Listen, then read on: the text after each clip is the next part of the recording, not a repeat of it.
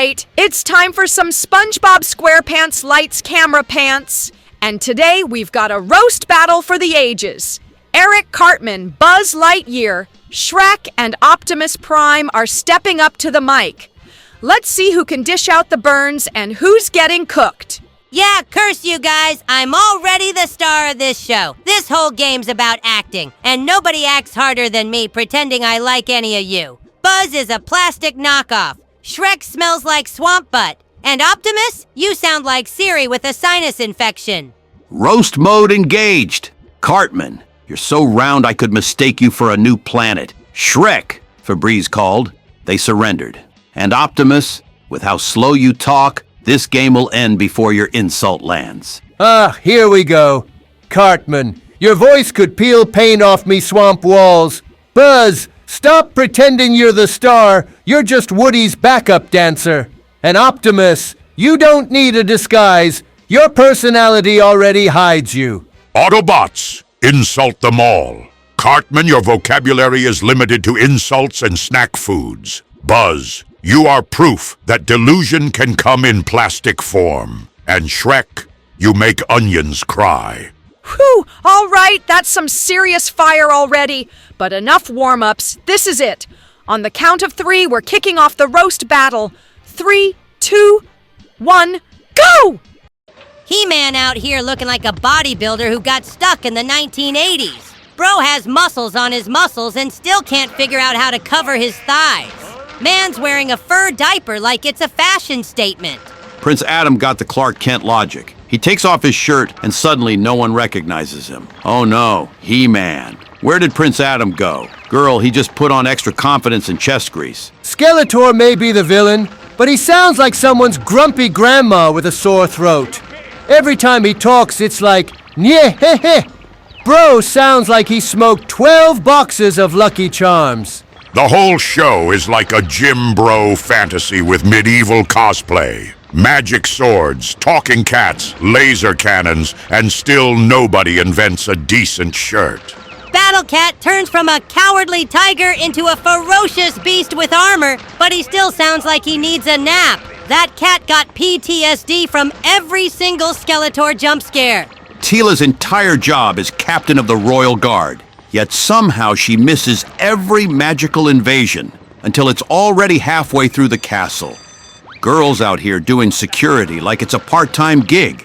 Orko's supposed to be comic relief, but he's more like comic regret. That floating hat with hands be out here throwing L's harder than Skeletor's henchmen. And speaking of henchmen, Beast Man, Merman, Trapjaw. Why do all the villains sound like dollar store Pokemon evolutions? These dudes would lose a fight to a Roomba. He-Man's catchphrase is, I have the power. But bro says it every episode like it's a reminder because even he's not sure anymore. Man's got memory loss from all the lightning bolts to the chest. They reused animation like they were speed-running budget cuts. You could blink during a fight scene and see the same punch 5 times from 3 angles. That ain't action. It's a PowerPoint presentation with biceps. This whole show was made to sell action figures, and boy, does it show! Every new villain is like introducing Hairy Face McLaser Shoulders. Bro just exists, so you'll beg your mom for $12.99. He-Man and the Masters of the Universe? More like He-Man and the mascots of Mattel. Y'all saved Eternia, but couldn't save animation quality. Why does He-Man always yell, by the power of Grayskull, like he's logging into Wi-Fi with bad reception? Man takes longer to transform than a Dragon Ball Z power-up and still fights like a WWE wrestler on Dramamine. And let's be real, Eternia is just medieval space Florida. Swords, lasers, magic, hovercrafts, and yet not one decent infrastructure project. Everyone's either a wizard, a warlord, or a furry with rage issues. Evil Lynn's name tells you everything. Like, was Bad Susan taken? And her voice sounds like she gargles broken glass while plotting tax fraud. Skeletor really hired the entire Hot Topic night shift as his crew. Man-at-arms? More like man-at-armpits. This dude shows up with a wrench, a mustache, and a shoulder pad, talking strategy like he's the Dumbledore of duct tape. All right, looks like Cartman and Shrek have taken the win in this roast battle. Ha! I knew it! Respect my authority. Buzz, Optimus, you guys got roasted harder than marshmallows at Fat Camp. Aye, the Swamp King and the Snack King. Unbeatable combo. Better luck next time, Space Toy and Truck Driver.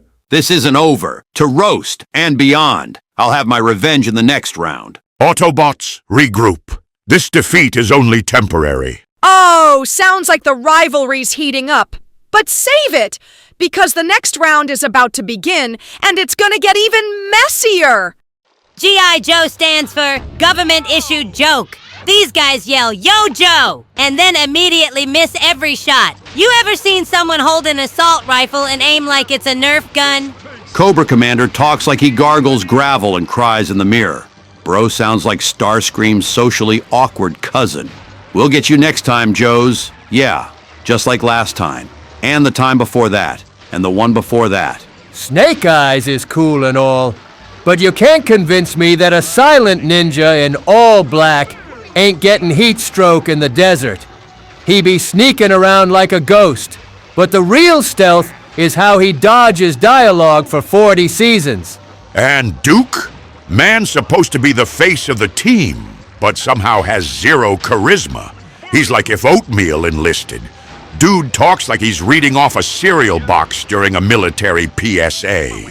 Let's talk outfits. Why is every Joe dressed like they're cosplaying different careers? One guy's in scuba gear, another's in a lab coat, and someone else looks like a jungle gym threw up. It's not a strike force, it's a garage sale.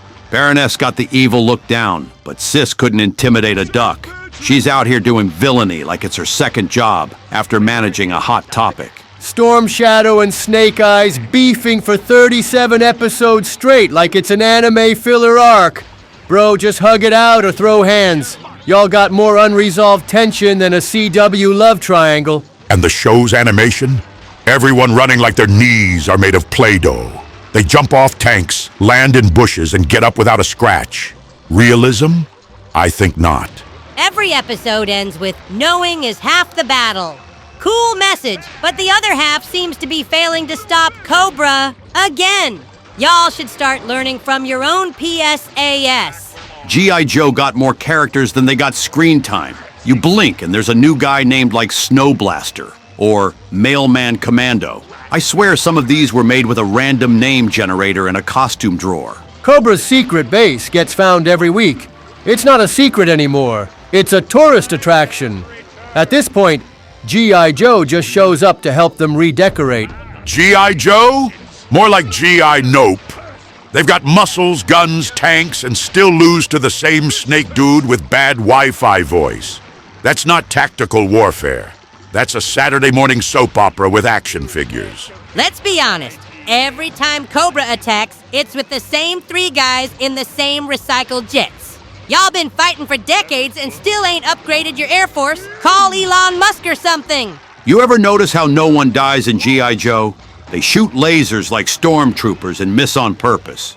I've seen Nerf battles with higher stakes. This ain't war.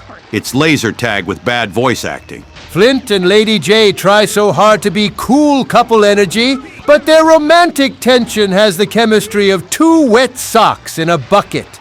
One's always scowling. The other's throwing grenades. Just go to therapy already. And don't get me started on Shipwreck. Bro's entire vibe is sailor who peaked in high school. All right. That's enough.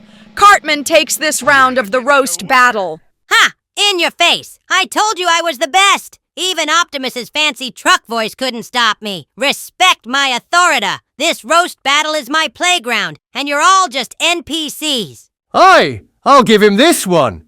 Cartman roasted harder than a swamp fire in July. But don't get too smug, lad. The final round's where we separate the ogres from the onions. You've only won the battle, Cartman. The final round, that's where I'll blast off and take the crown. Autobots, prepare. The next round shall determine the true champion of this roast war. Oh, sounds like everyone's fired up. But enough talk. Let's get ready for the final round of the roast battle. Larry Daly's whole job is night guard, but man spends every shift like he's surviving Jumanji. Bro shows up in a uniform and leaves like he just finished a boss fight. You're telling me a T-Rex skeleton comes to life. and just wants to play fetch? That's not terrifying. That's a Jurassic Golden Retriever. Spielberg would sue. And don't even get me started on Jedediah and Octavius. These dudes are like if Napoleon Dynamite and Gladiator were compressed into 6 inches of pure side character energy. Their whole subplot is tiny bros with big egos. Our Common Raw pulls up with eyeliner and royal drip like he's headlining Coachella, but can't stop one dude in a cowboy hat from unplugging his magic tablet. Ancient Egyptian tech support really slacking. The museum staff be acting shocked every time chaos breaks out like it ain't the 3rd movie already. You'd think by now they'd put up signs like, "Warning, historical figures may yeet objects after sundown." Teddy Roosevelt is played by Robin Williams, but even he looked confused half the time, like, why am I giving dating advice to a wax cowboy? History class didn't prepare me for this crossover. Dexter the Monkey slaps more people than a reality TV contestant. Every movie he just shows up to cause premium-grade chaos, and we're just letting him run wild? That's not a museum. It's a zoo with denial issues. Also, what was the hiring process here? Hey, do you scream at wax statues? You're hired. Man's job description was basically, don't die before 6 a.m. By the 3rd movie, we're going international. British Museum, flying triceratops, cursed pharaohs, and Larry's still like, what do I do? Bro, read the manual or something. The villains are always some retired wax figures mad they didn't get screen time. Like, sorry you're not in the main exhibit, my guy. Go cry to the gift shop plushies. The entire plot could have been solved with one sentence. Lock the doors and don't let Attila the Hun touch anything. But nah, let's have another 2-hour crisis and throw in a dance number. Night at the museum? More like Frantic at the Smithsonian. Y'all gave magic to some wax figures and expected them not to go full chaos mode? That's not a night shift. That's a midlife crisis with historical seasoning.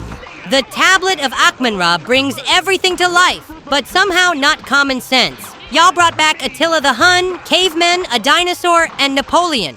But not a single janitor to clean up after these disasters? You ever notice how no one questions Larry talking to wax statues? Man's arguing with Teddy Roosevelt at 3 a.m. and the security footage is like, just another Tuesday. The cavemen caught fire and immediately started dancing. Bro, that's not evolution. That's a rejected TikTok trend from the Stone Age.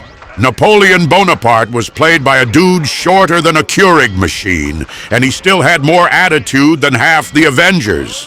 All right, and there it is. Cartman takes the win once again, sealing the roast battle in the final round. Yes, bow down, buffoons! I told you all, this roast battle belongs to me. Buzz is just a broken toy. Shrek's swamp stinks. And Optimus, dude, you couldn't roast a marshmallow if I handed you a flamethrower. Respect my authority. Don't get too comfortable, Cartman. Sure, you won this one. But when the sequel drops, I'll blast off and leave you in the dust. To roast and beyond. I'll admit you won, but don't act like you did it with class. All you've got is sass and saturated fat. If it weren't for me carrying half the weight, you'd still be crying in the swamp. Autobots, retreat. The battle is lost, but the war is not over. Cartman may have the last laugh today, but one day, I shall return with a comeback sharper than your wit. All right. Anyways, I guess that's it for today. Likes, comments, and subscriptions are always appreciated, and I'll catch you all next time.